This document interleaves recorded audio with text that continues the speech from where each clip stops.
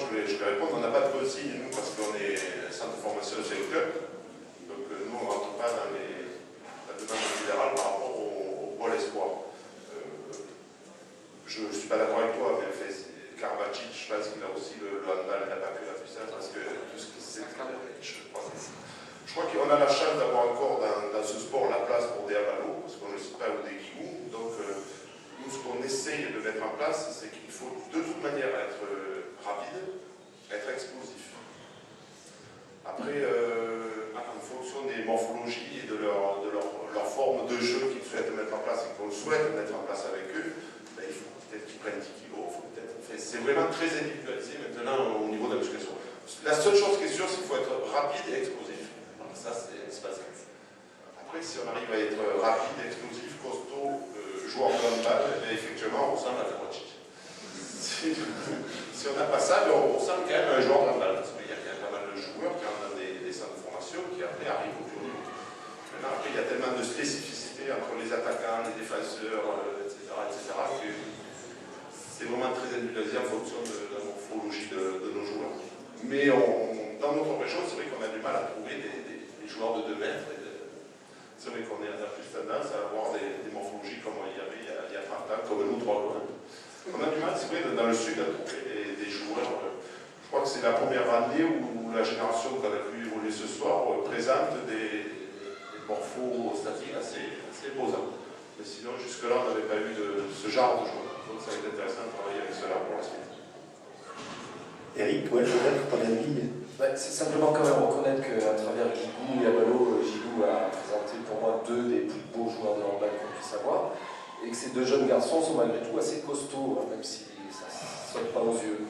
Donc il faut aller vite, mais il faut aussi résister au combat, parce qu'entre 6 et 9, c'est un vrai sport de combat, donc il faut quand même une certaine constitution pour s'y préparer. Et puis juste pour préciser, j'ai la chance de travailler avec un staff, grâce à nos élus, grâce à la Fédé, qui nous mettent plus de moyens peut-être qu'à l'époque de Daniel et Michel. Donc on a un spécialiste pour les gardiens, on a un spécialiste pour le travail physique, on a parfois du travail avec le centre de formation. Donc dans notre esprit, il y a quand même la délégation du travail technique au service des minots. Et puis après, dans notre esprit, vraiment, la sport-étude, c'est pas le moment de devenir costaud, c'est le moment de se préparer à le devenir. Donc dans mon esprit, effectivement, la priorité sur une dizaine d'heures, c'est plus le travail technique, le travail de fond quand même, pour se faire une caisse et être prêt à prendre du volume d'entraînement, avec l'idée que s'ils passent l'étage d'après, parce que tous ne passent pas non plus l'étage du centre de formation, ils soient prêts à encaisser de vraies séances de muscu. Donc dans notre esprit, on s'y prépare, on apprend, on commence à mettre de la charge, et ensuite on est à 100% dans le travail physique, au moment où, comme l'a dit Gilles, on passe l'étape au-dessus, si jamais on est prêt à le faire.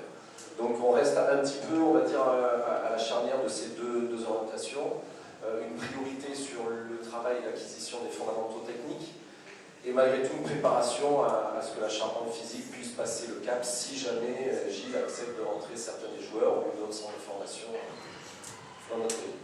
Pour répondre à cette question, pour nous c'est du 50-50. 5 séances physiques, physio et 5 séances avec ballon handball. D'accord.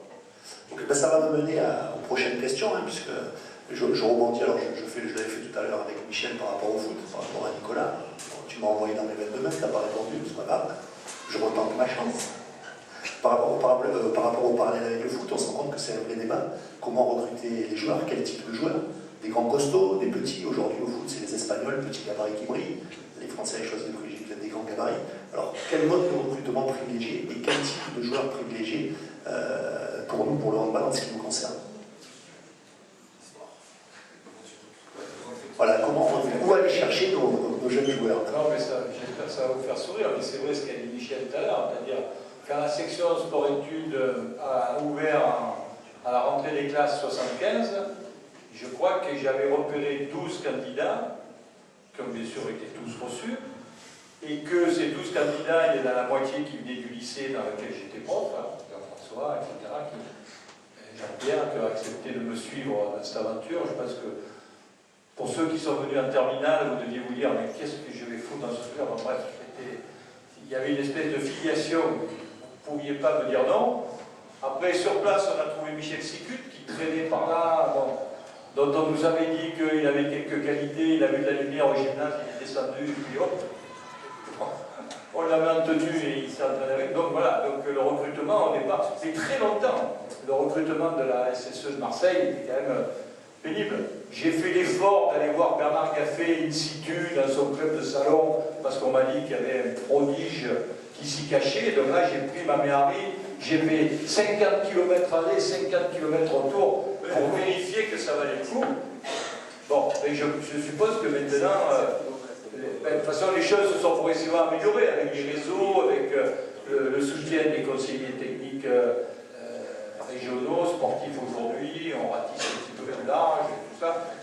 Et c'est vrai que nous, à l'époque, on rêvait de... Enfin, on rêvait pas, mais on savait qu'à Paris, il y avait 20 places à la Sporette et il y avait 120 candidats, et que nous, c'était pas vraiment le cas, mais ça ne nous a pas empêché de former des bons handballeurs, et je suppose qu'aujourd'hui, puisque cette région a trouvé ses lettres de noblesse. Parce que ce qu'il faut savoir, là, je ne voudrais pas terminer sans le dire, c'est que le club qui a le plus et le premier profité de la Sporette, c'est le SPUC, parce que c'était le club phare, et qu'entre 78 et 81, progressivement, les handballeurs comme Jacques-Christian Sessoyer, qui était remarquable, super état d'esprit, mais peut-être pas capable de venir s'entraîner 5 fois par semaine, ont dû laisser la place, plus ou moins de bon gré, à ces jeunes qui arrivaient de la section sport-études, qui étaient beaucoup mieux préparés, tout ça. Dès que le SMUC a été servi, et qu'il a pérennisé son niveau de la performance, c'est le club, c'est l'AUC qui en a profité. Et je me souviens de l'AUC se déplaçant souvent au lycée Saint-Exupéry le soir pour faire des matchs amicaux avec un certain Philippe Bana, on compte la carrière qu'il a eue depuis, qui était à l'époque entraîneur du club d'Aix, etc. Et puis après, il y a eu Istres. Alors Istres, c'est quand on s'est rencontré avec Philippe Lambert, que l'équipe de France a commencé à venir ici, que ça a donné une image de performance dans cet endroit et que l'appétit est venu aux gens qui s'occupaient du handball ici. Michel Lévy était là tout à l'heure, je ne sais pas s'il est toujours, de faire en sorte que, que ce club émérite, avec pas mal de sociétaires, dans une ville, vous le disiez madame, toute dévouée au sport, pourquoi pas, et cette expression dans l'élite du handball. Aujourd'hui, il y a par un concours de circonstances, c'est Istres qui est en première division, mais Aix aspire à y revenir, peut-être à Marseille, je préfère passer le micro à Michel. Donc, on continue sur la façon de sélectionner les jeunes joueurs. À mes débuts, c'était un peu comme ce que faisait Daniel. Puis après, on a quand même été en relation avec les comités, avec la Ligue. Donc, je me déplaçais sur les intercomités, sur les interligues. Mais je laissais toujours la place ouverte aussi à tout le monde parce que je ne sais pas si quelqu'un dans la salle ici se souvient de Christian Caillat. Oui, parce qu'il y a les STM. Christian Caillat, lui, est arrivé d'un collège marseillais à côté de Ballon de Toulouse. Ballon de Toulouse avec le grand prof de gym qui s'en occupait. Et donc j'ai laissé toujours la place ouverte à tout le monde en envoyant un courrier au prof de classe qui faisait l'UNSS en balle. Donc Christian est arrivé, 1m98, il faisait atelier tout le monde et 6 mois après, c'était un de nos plus sûrs espoirs. Pour vous parler de l'évolution, il faut faire une jonction avec les centres de formation. Je me souviendrai toute ma vie, le jour, je ne peux pas vous préciser la date, mais j'étais en train de finaliser ma sélection sport-études. Et je ne sais pas pourquoi on a fait à Pont-de-Vivo cette année-là, pas le gymnase de Saint-Ex de l'être pris. Et quelle ne fut pas ma surprise de voir arriver Patrice Canaillet, que tout le monde doit connaître ici, l'entraîneur de Montpellier, tout seul dans les tribunes de Pont-de-Vivo, donc il ne s'est même pas caché, son grand cahier bleu. En train de regarder les sélections de sport-études qui se passaient dans notre région et de noter les meilleurs éléments. Et ça n'est pas caché du tout sans reconnaître son honnêteté. Il était venu me voir à la fin en me disant écoute, j'en ai noté 3 ou 4, je te laisse travailler pendant 2-3 ans. J'espère que tu vas bien me les former et dans 2-3 ans, je reviens et je te les prends. Donc c'était fait d'une manière très franche. Et bon, ça m'avait un peu choqué au départ. Mais en réfléchissant bien, on travaille pour la France, comme m'avait dit Alain Bouchel. J'avais appelé le DTN de suite. Et il m'a dit, tu travailles pour la France, il a le droit d'être là. Donc c'était le début des centres de formation. Voilà. sélection de zone sur les regroupements nationaux de jeunes, il y a les représentants des centres de formation qui vont faire leur marché. Marché, c'est pas de la viande. Notre fonctionnement, la priorité, c'est bon, demain c'est sur le pôle d'Éric, donc ça c'est génial. Après, ensuite, en fonction des places qui nous restent, parce qu'on n'en a pas beaucoup, on reçoit beaucoup de candidatures de jeunes d'autres pôles. Et ensuite, c'est durant les rencontres, notamment les rencontres à l'interpôle, où on ne va pas faire le marché, mais on va essayer d'accompagner les jeunes vers le haut niveau. Alors une dernière question piège à Eric, puisque tu recrutes pour les sports, il te reste une place, tu as 2 joueurs en face de toi, un grand costaud, puissant et donc costaud, et un petit gabarit explosif et rapide. Tu es obligé de choisir. Je pense que tu vas aussi avec toi, François. C'est le moment le plus pénible et le plus compliqué de l'année, le moment où il faut choisir.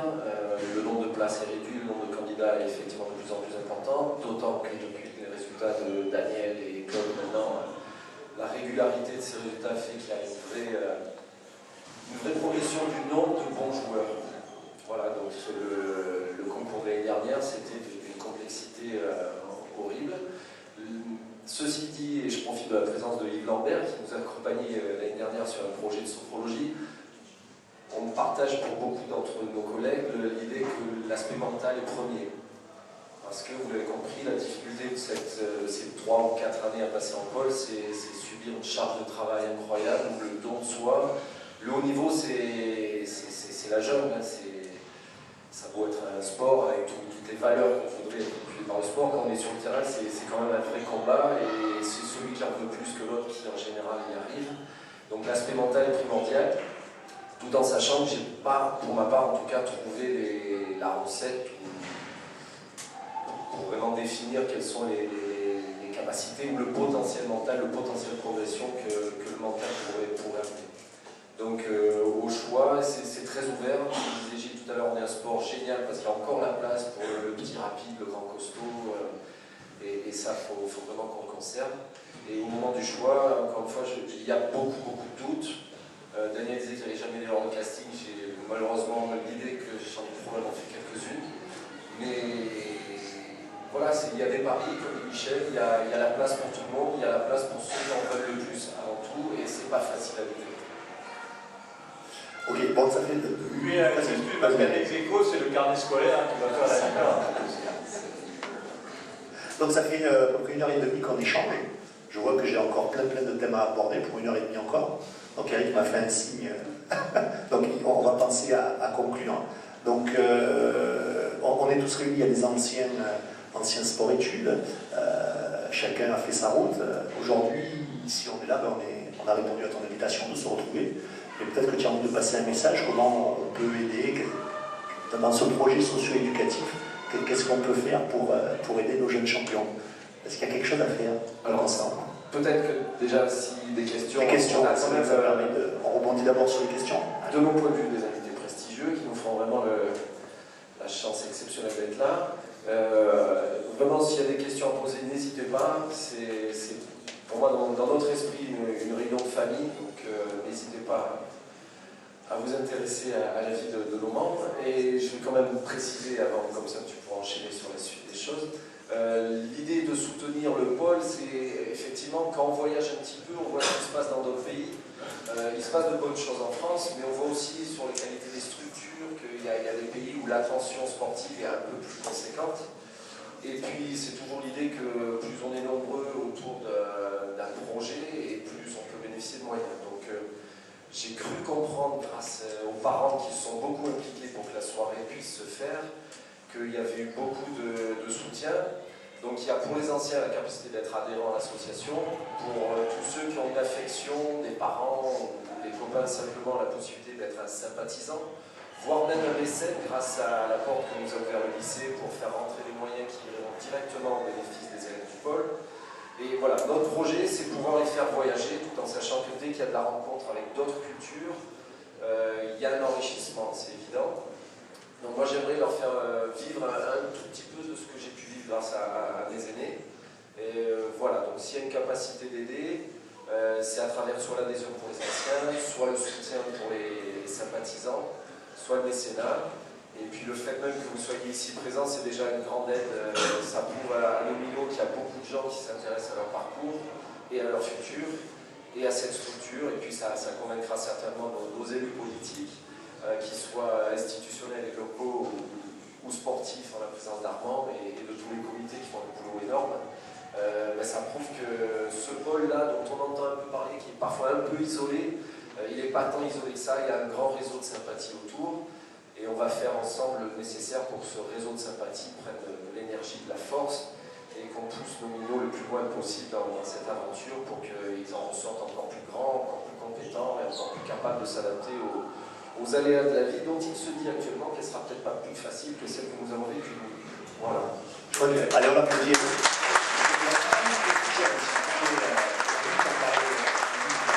Merci Didier. De consacrer ta jeune retraite à aider les jeunes en balade. Il est où Didier? Il est là? Ah, il prépare, il bosse, voilà, Didier. Donc voilà, Daniel, donc, un mot de conclusion, tes impressions sur ces échanges. Moi, le mot de conclusion, ne m'en veuillez pas, pour ceux qui ne vont pas être concernés. Je voudrais l'adresser à mes anciens élèves, que j'ai retrouvés avec grand plaisir. Alors, j'ai quitté la Sport Études en 85, donc j'ai passé le témoin à Michel Sicut, de 85, 2011, ça fait quand même un certain temps. Il y en a que j'ai rencontrés en 75, d'autres un peu plus tard, etc. Je peux leur jurer, ils ne sont pas obligés de me croire, mais je peux leur jurer que maintenant que je les ai revus, quand je ferme les yeux, je suis capable de les revoir jouer au handball, tels qu'ils étaient au moment de leur, je ne dirais pas leur plénitude, pour certains la plénitude est venue après. Qui aurait pensé que Jean-Jacques Cochard soit un jour non seulement international, mais capable à lui tout seul de battre la Pologne à Marseille dans un match qualificatif pour le championnat d'Europe 96. Donc ça, c'est des souvenirs qui marquent. Mais à l'époque où vous étiez à Sport-Études, ceux que j'ai revus, alors même ceux les plus blanchis par la vie, etc., je vous jure que en fermant les yeux, je suis encore capable de vous voir dans ce fabuleux gymnase du lycée Saint-Exupéry pour lequel il fallait éviter les poutres qui empiétaient sur le terrain pour essayer de ne pas se blesser. Et ça, je vous en remercie parce que vous m'aurez accompagné toute ma vie professionnelle. Bravo.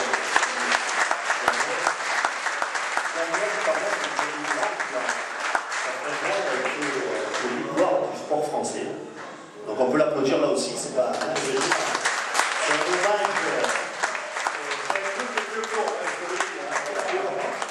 La moyenne d'âge à la manifestation, c'était 72 ans, hein, quand même.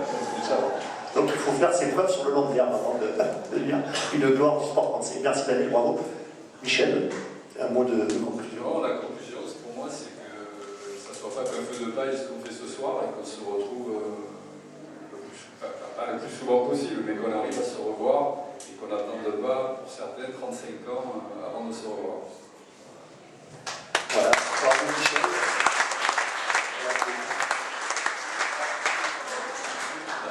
Moi, je crois que s'il y a des parents ce soir, je crois qu'il faut qu'ils comprennent que leurs enfants sont bien encadrés, qu'il y a beaucoup d'amour dans les personnes qui les aident à se construire, tout simplement. Merci à vous pour vos interventions tout à l'heure, qui ont été appréciées, puisque ça a arraché des applaudissements dans l'Assemblée. Bravo, merci. Merci à tous pour votre attention. Une dernière question, peut-être? Pas de questions. Donc le buffet va être lancé. Juste un petit mot, il y a un petit bracelet bleu pour avoir le place droit. Donc il y en a qui l'ont déjà. 5 petits euros pour avoir accès au buffet à boisson à volonté jusqu'au bout. Jusqu'où ça va. Merci à tous. Et donc à très vite.